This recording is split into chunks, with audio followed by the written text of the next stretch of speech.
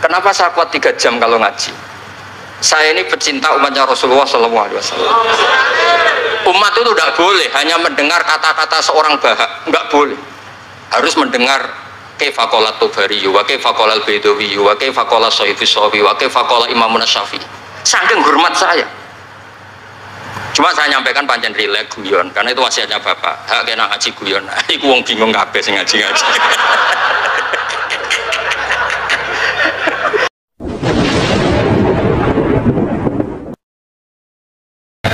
Assalamualaikum warahmatullahi wabarakatuh. Bismillahirrahmanirrahim. Alhamdulillahirabbil alamin. Wassalatu wassalamu ala asyrofil mursalin sayyidina Maulana Muhammadin wa ala alihi washabihi ajmain. Amma ba'du. Sederenge kula takdim teng para sing rawuh. Dongaaken Sayyid Muhammad Ikhlas, muridé mau cerita sangu mbek rabi. Wis dongano Sayyid Muhammad legowo di murid sing cerita rabi mbek sangu mbek nyindir Gus Raub. Ingkang kula hormati wonten Gus Raub, wonten Habib Husain, Habib Syekh Abud, wonten Habib Soleh Al-Kafs dan ingkang kula hormati. Kula berpikir begini ya. Kula ikrar ya. Kula tak sering bahasa Indonesia mawon. Kula ikrar seikrar-ikrarnya yang diceritakan para saksi tadi, murid-murid beliau adalah benar. Sebab itu kula ikut bersaksi yang membela jenengan sehingga menangi Sayyid Muhammad. Ya ora duwe wajah ganteng kok Sayyid Muhammad. Tapi banggalah nanti mau jenengan mlebu swarga dimodifikasi pun ganteng kowe. Oke, wonten cerita ngeten Habib Husain, wonten orang tanya, "Gus, kenapa Nabi itu kok ganteng, wali kok ganteng?" Sing jawab ya lucu. Kok Nabi mesti mlebu swarga, dadi ngrubahi ra akeh-akeh. Dadi mulane sing rapati ganteng kudu ngibadahe sing tenanan karena mlebono swarga wong ra ganteng butuh ekstra salon malaikat. Niku. Begini Pak Hasan, ini tonggo kula sering ngaji teng Bojonegoro, terus piyambake nggih sakjane ra di rival kalian kula. Begini Pak Hasan, tadi kata Mas Lutfi itu pengganti dari nama sinten Syihab.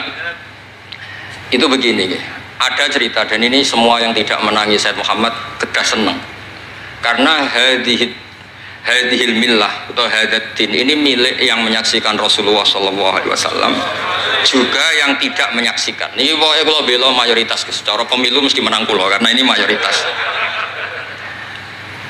Rasulullah itu begitu mencintai dan begitu rindu sama ikhwani. Mereka kata sahabat, saya ini ikhwanu kayak Rasulullah. Enggak, antum ashabi, kamu itu sahabat saya. Ikhwani adalah man amana bi walam yaroni. Mereka iman sama saya padahal tidak ngerti. Itu hebat luar biasa. Wong tidak ngerti kok iman. Wong ora tau disangoni Sayyid Muhammad kok seneng. Loh, itu hebat. Lah sing biasa disangoni untuk bojo kan seneng wajar. Nggih setuju ya? Mboten niki kan argumentasi ilmiah. Saya ini lho niki seksine Gus Rob. Saya ini di antara muridnya Mbah Mun yang kompetitor ilmiahnya baik, termasuk kategori A. Kategori A. Masalah ilmiah loh. Nah, masalah ubudiyah kalau biasa. Tapi biasa saya itu berkah. Nabi itu nggak pernah negur orang yang ibadahnya biasa-biasa saja. Yang ditegur adalah yang ibadahnya berlebihan. Itu Abdullah bin Amr bin As. Ngerti sampai? Yang ditegur sama yang nggak ditegur itu baik mana? Yang nggak ditegur. Nabi itu tidak pernah negur orang yang ngimami pakai kulhu, tapi pakai Baqarah ditegur. Soalnya kalau lagi partai kaum duafa nih, ini suara sadil bonati, tapi ini hak. Sehingga dalam banyak cerita dan ini disepakati banyak ulama. Uwais Al-Qarni itu lam yaltaqi Rasulullah sallallahu alaihi wasallam walam yarahu. Hampir semua riwayat bilang Uwais Al-Qarni itu tidak melihat Rasulullah. Beliau itu sering nangis karena tetangga-tetangganya sudah sowan Rasulullah dan tentu mereka menjadi sahabat karena sudah sowan. Tapi Uwais Al-Qarni di ibu mokonge ra karuan. Ditinggal lu ra gelem, mokong cerewet ngamukan. Njuk nglayani Uwais Al-Qarni. Uwais Al-Qarni itu lebih berpegangan konstitusi bahwa birrul walidain terutama ibu itu amru Rasulillah. Ummuka. Tapi apa yang terjadi? Uwais Al-Qarni yang tidak pernah sowan Rasulullah digelari khairul qurun Uwais Al-Qarni karena taat ning gone mandate Rasulullah nggih niku khidmah kalian nenten ibu. Padahal boten di zamannya beliau sebetulnya menangi zaman Rasulullah, enggak sowan. Maksud kula Pak Hasan, dadi sing ora roh-roh ya aja terus sampean ngrasa luwih tinggi. Nggih biasa mawon, kabeh iku sementing ikhlas ridane Allah Subhanahu wa taala. Nah niki terus mboten iki masalah konstitusi, soal masalah al-kutub al-mu'allafah. Saya ini tadi kata Gus Raum, saya itu orang mungkin yang tidak mulazim ke Sayyid Muhammad, tapi kata tadi Mas Lutfi, kalau sanad ke Sayyid Alawi saya tentu lewat Mbah Mun itu teman akrabnya bapak saya. Dulu ketika beliau mondok di Mekah itu yang nganter mbah saya, mbah kandung saya, namanya Mbah Sidik. Jadi keluarga saya ya pokoknya muamalah terus musohabah semuanya sama keluarganya Gus Raub itu minal ajdam. Ya sampai kadang beda pilihan presiden, tapi tetap rukun. Karena nganggep itu urusan akidah, ini biasa mawon apa? Biasa. Begini, niki rungokno tenan. Saya entah berapa kali sampai lupa nyetak kitab, tapi bukan nyetak komersial. Sama lagi bukan komersial. Jadi ini nggak perlu menyinggung siapapun, nggak komersial. Al-Hajju Fadha'il wa Ahkam itu saya nyetak entah berapa kali. Dan semua yang saya kasih Gus Rob itu mesti terus minta dibacakan. Kenapa? Karena semua fikih di Indonesia itu pasti bilang ar-ramyu itu ba'das zawal. Semua takrib mu'in i'ana semuanya pasti ar-ramyu itu ba'das zawal. Kunna natahayyanu fa idza zalati syamsu romaina. Kita ini nunggu zawalu syamsi baru romaina. Ya ramyu yaumil hadi asyar. Ketika ada peristiwa mu'assim terowongan Mina, karena jutaan orang ke titik yang sama di jam yang sama. Soal lagi jutaan orang ke titik yang sama di jam yang akhirnya Sayyid Muhammad memberanikan diri fatwa secara terbuka bahwa boleh ramyu qoblas zawal. Mereka mesti komplain, iki kitab apa? Sampai komplain, saya bilang ini yang ngarang putune Kanjeng Nabi. Kabeh bantah. Tak budono takbir dan beliau cara ngendikan masuk akal. Ya ini sing sering haji napa mari sakniki haji ya wonten sing bisnis bareng wae sing haji lah niki cerita. Sing haji, sing bisnis sing haji tenan pokoke haji. Sebetulnya dalam ramyu itu kan boleh nafar awal, berarti selesai tanggal 12 bisa nafar sani sampai tanggal 13. Terus kata Sayyid Muhammad, jika bisa isqatur ramyi yauma salisa asar bil kulliyah, bisa menggugurkan ramyu tanggal 13 bil kulliyah. Fali ayya juzat takdim min babi aula, apalagi ini sekedar takdimul waktu. Dan beliau bilang di kitab Al-Hajju Fadha'il wa Ahkam, dan tidak yusamma mukhalafatan. Kenapa ada mukhalafah? Itla ilzama fihi bitasrah, karena Rasulullah tidak mengendikan bahwa ini harus begini. Itu hanya fi'lu. Fi'lu bisa ya dulu alal jawaz, bisa alal aulawiyah, nggak ada jaminan kalau itu syarat apa? Sah. Terus akhirnya orang tuh ayam semua, tenang semua. Berdasar fatwa Sayyid Muhammad yang kita sosialisasikan. Saya baca itu berkali-kali. Jadi saya cerita, jadi ini benar-benar cerita naskahnya Sayyid Muhammad. Orang cerita sanggup. Terus kedua, tawaful haid. Saya sering ketemu orang-orang yang nekuni medis. Gus, kalau kita pakai obat itu kadang masalah, ada efek samping gini-gini. Padahal kalau kita nunggu suci kayak cerita Sayyidah Aisyah, Rasulullah itu pimpinan. Mereka pasti ikhlas disuruh nunggu Sayyidah Aisyah sampai suci kemudian tawaf ifadah. Tapi ini kan kita orang kebanyakan. Hotelnya kalau lama-lama ya kita tidak kuat bayar, kena komplain. Pesawatnya juga gitu, kalau lama-lama juga kena komplain, bisa pulang kan. Dan itu kata Sayyid Muhammad sederhana ketika beliau menyarankan tawaful haid itu intikal madhab saja, atau tidak usah intikal.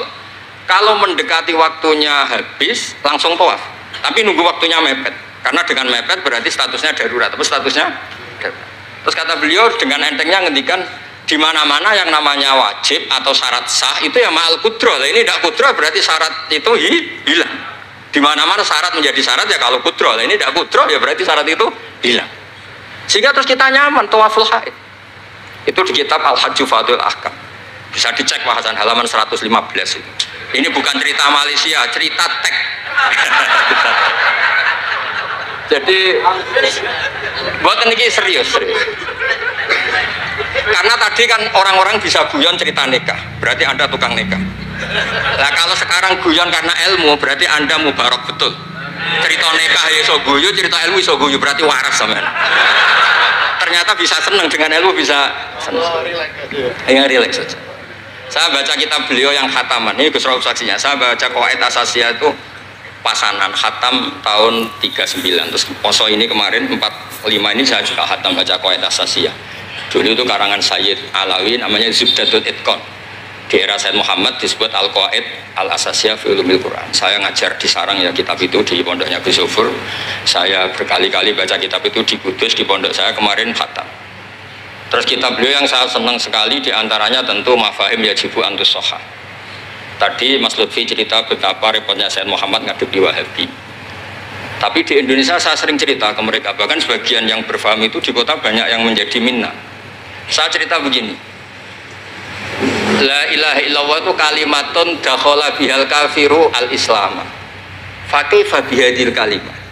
Kok terus jadi tukhriju hadil kalimah al-muslimah minal islam ilal kufri.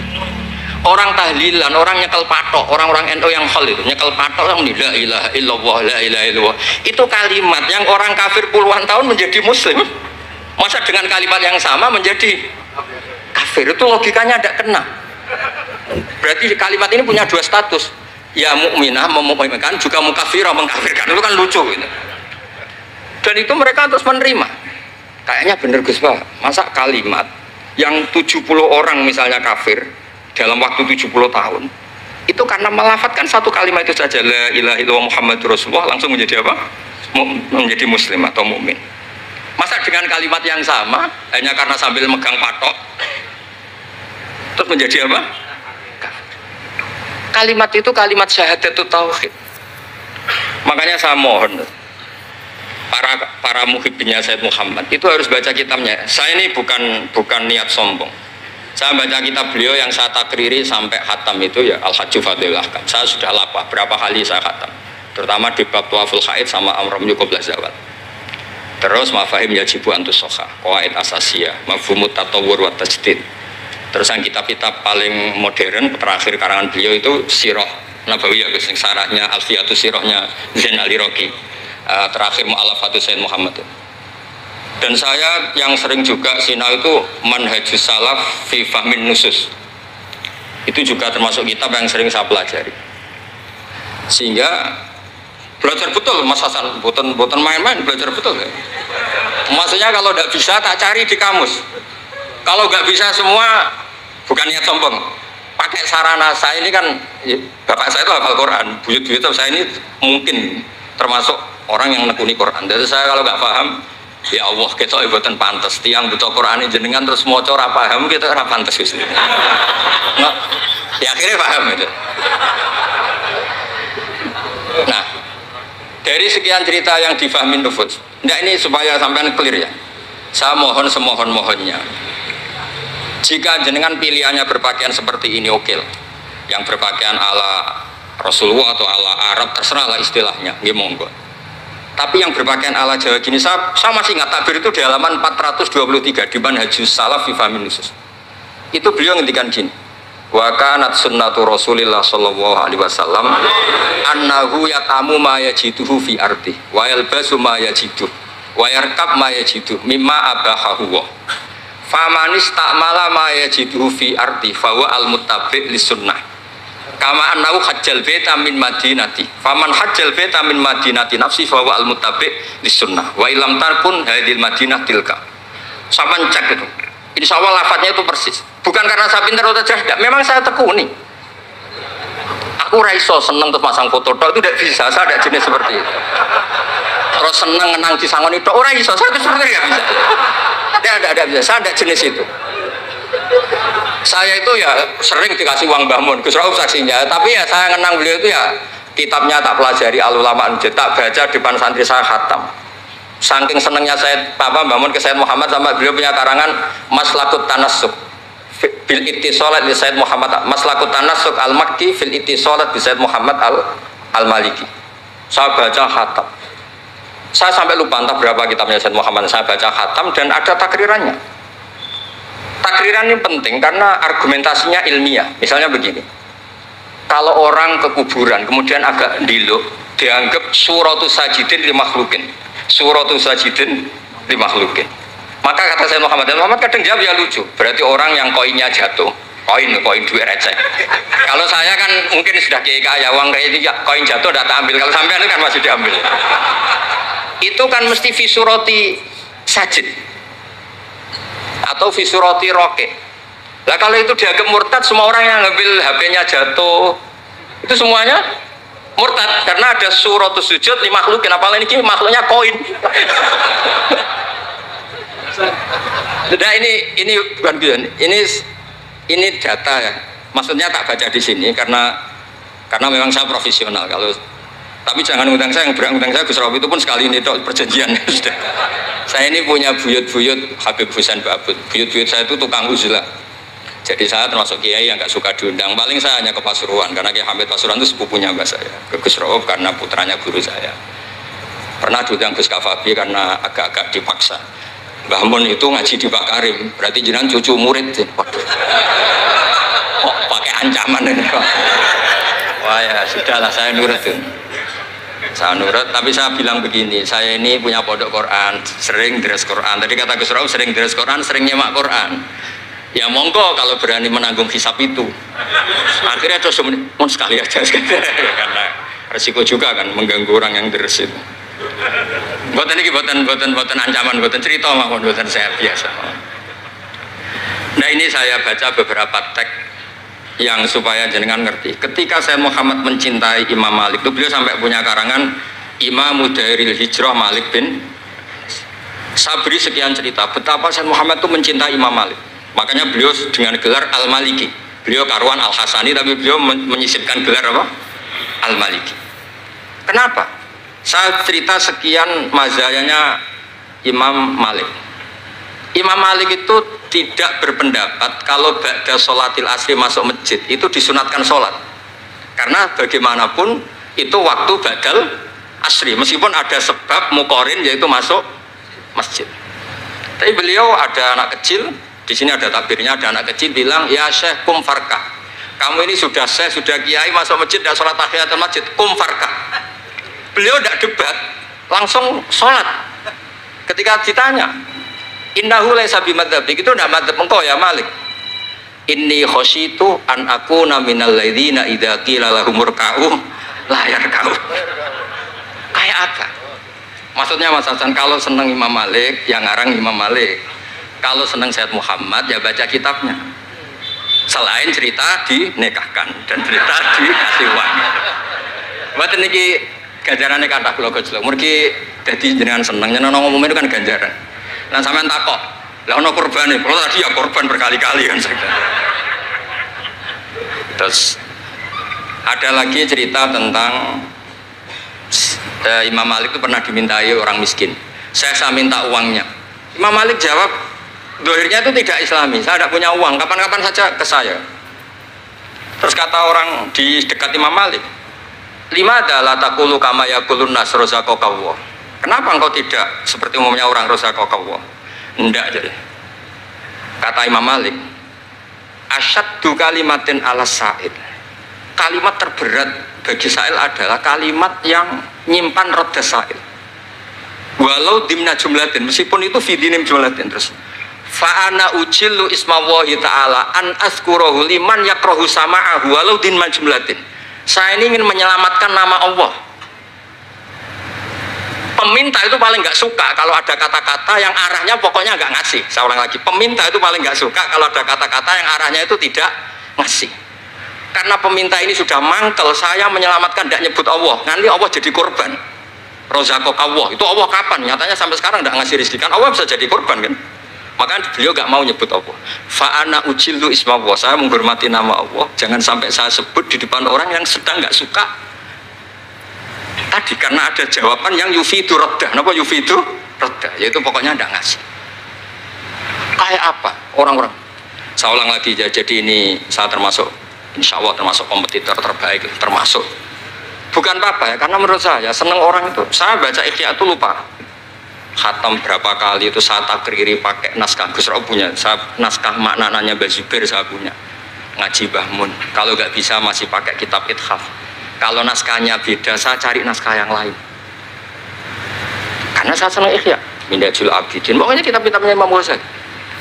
Saya senang kitabnya Mbah Mun, Mbah Zubair, semua. Bukan apa-apa. Takut saya senang ternyata saya yukhalifu madhab. Saya sebagai pembaca maksudnya ya. Korek itu kalau senang ternyata dia yukhalifu madhab karena ada baca. Contoh gampang begini, saya tuh sering ketemu orang-orang khusyuk yang tidak ngaji. Gus itu gimana orang-orang sholat pakai baju merah? Tak tunjukkan di Bukhari, babus sholat fi saubil ahmar. Ada yang protes lagi, gimana Gus itu kiai kok sholat kencing? Berdiri, babul qauli qaiman inda subadati qaumin di Bukhari. Gus, kok ada hadisnya semua? Yang masalah otak kamu kata saya gitu. Lu sampai sholat, sampean kalau sholat kan mikir, ya mikir utang, mikir macam-macam. Itu Imam Bukhari punya bab, babul ifkar, tafsirnya apa? Imam Bukhari pakai bab itu babul ifkar di sholat, bab mikir di sholat. Itu dalilnya lucu bebusan. Kanjeng Nabi itu sholat terus salam ke susu. Ditanya kenapa ke susu? Saya ingat ada dinar di rumah yang belum saya bagi. Berarti ingatnya kan pas sholat. Itu sampai ya bedanya Nabi ilingnya barang apik sama nuran, tapi kan podo lah dalam bab. Jadi kalau suwon kitab-kitab Sayyid Muhammad yang jadi makhrajan hasanan lihadil ummah itu harus kita bela mati-matian. Misalnya begini, Ataqah Somadiyah, mungkin di Jawa Timur disebut Ataqah Kubra, yang baca kulhu beberapa kali, yang katanya bapaknya terus masuk surga itu kan kalau di kampung saya Gus, kalau ada baca gitu yang selain anaknya tak udah kamu udah usah serius ramlak di bapak, anaknya tenang-tenang. Pernah ada orang ngundang saya, Gus, ngocok Ataqah Kubra Gus. Anaknya mau nggak mangkon, monggo pinar, saya pulang. Kenapa Gus pulang? Karena anaknya ngocok wong liya bukan ngocok sembrono ya. Sing ana ning hadis awaladin sholihin yatullah, ra ono au kiyayin sholihin yatullah ya. Langsung Gus jenengan ngawur iki dalil. Aku ora ngawur pancen aku wong alim, mesti roh tenan. Sing ana ning hadis awaladin sholeh ora au kiyayin soleh. Jadi anak itu penting, malah mau enggak makan atau berokokan, monggo. Semenjak itu kalau orang undang saya enggak berani kalau enggak khusyuk ngocok. Takut saya pulang.